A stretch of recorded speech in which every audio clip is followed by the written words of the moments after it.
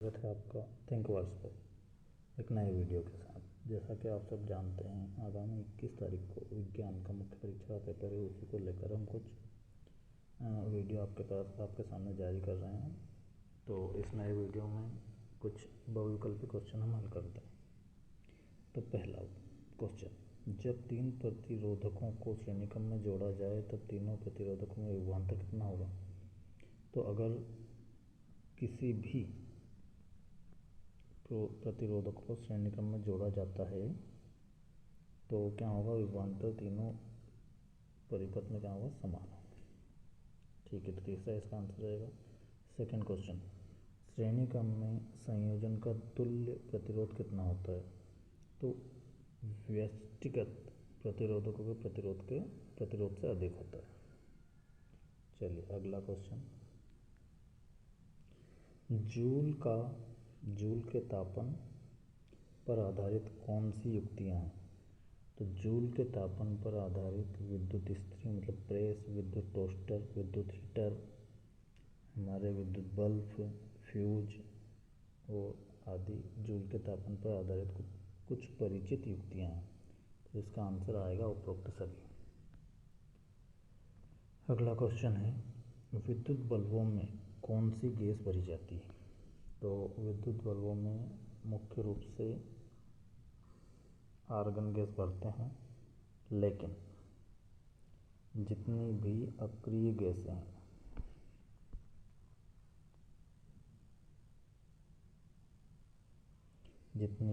गैसें हैं वो बल्ब में हम डाल सकते हैं या विद्युत बल्बों में हम डाल सकते हैं। क्योंकि जो बल्ब का जो फिलामेंट होता है वो टंगस्टन का बना रहता है और उसका ऑक्सीकरण ना हो पाए, इसके लिए हमें उसमें अक्रिय गैस भरनी पड़ती है। तो मुख्य रूप से आर्गन गैस भरते हैं, क्योंकि यह क्या होता है, इसका जो टंगस्टन का जो फिलामेंट होता है या बल्ब का जो फिलामेंट होता है उसका क्या नहीं होने देती, क्षरण नहीं होने देती। इसलिए हम आर्गन गैस मुख्य रूप से भरते हैं। पर इनकी जगह पर कुछ और निष्क्रिय गैसें या अक्रिय गैसें जैसे नाइट्रोजन है, हीलियम है और इसके बाद और भी अन्य गैसें हैं जिन्हें हम भर सकते हैं। तो यहाँ पर चूँकि नाइट्रोजन और आर्गन दोनों दी हुई है, इसलिए हम 1 और 2 दोनों को सही आंसर लगाएंगे। लेकिन अगर कोई और अक्रिय गैस भी आती है तो उसको भी हम सही टिक कर सकते हैं। चलिए नेक्स्ट क्वेश्चन पे चलते हैं।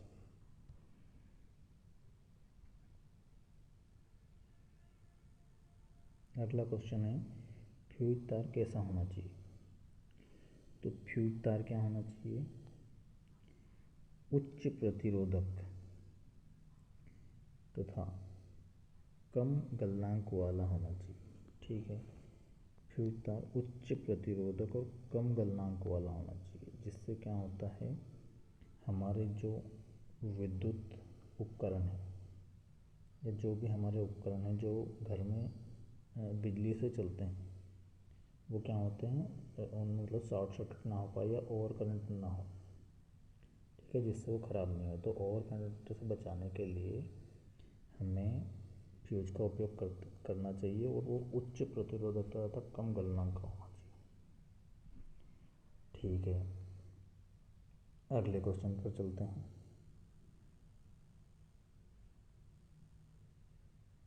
अगला क्वेश्चन है, फ्यूज तार को कैसे जोड़ा जाता है। तो फ्यूज तार को हमेशा सीधे जोड़ना चाहिए।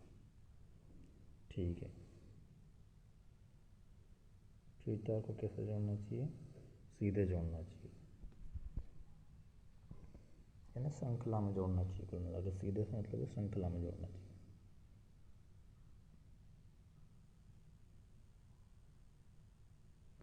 फ्यूज तार क्या होता है, अतिभारण से बचाता है या लघुपतन से बचाता है। ठीक है, यदि प्रतिरोधक R की लंबाई के 2 गुना कर दें तो प्रतिरोध होगा।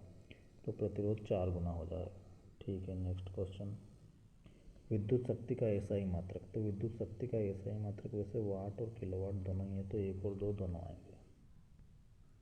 ठीक है, अगला क्वेश्चन, 1 किलोवाट आवर में कितने जूल होते हैं?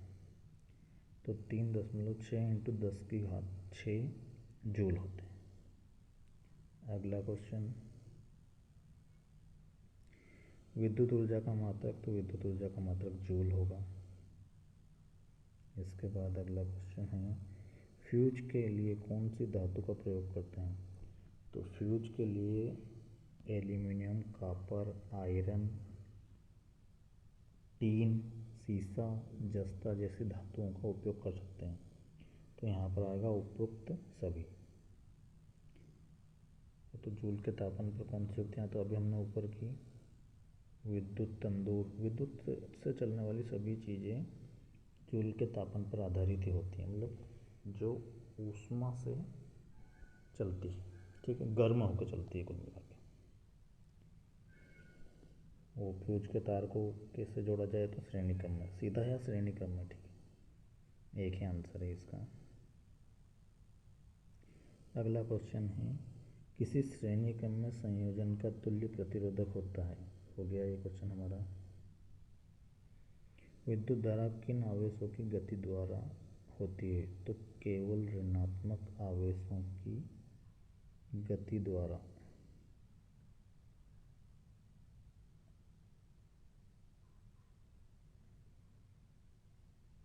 इसमें क्या होता है, ऋणात्मक आवेशित इलेक्ट्रॉनों की गति जुड़ी होती है, जो विद्युत धारा की दिशा ऋणात्मक से धनात्मक टर्मिनल की ओर होती है, ठीक है। तो इसमें पहला आंसर आएगा।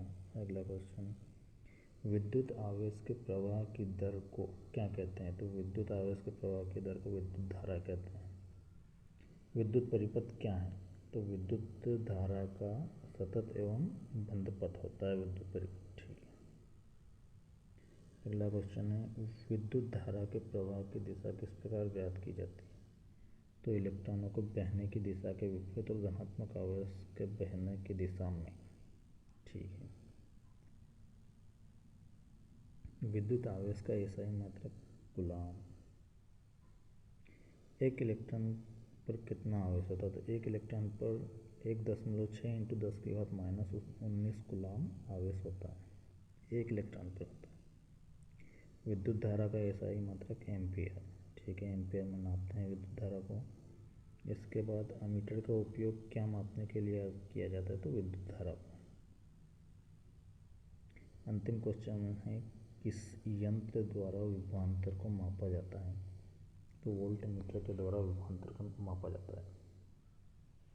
इसी तरह नियमित रूप से हमारे वीडियो आपको YouTube पर प्राप्त होते रहेंगे। धन्यवाद।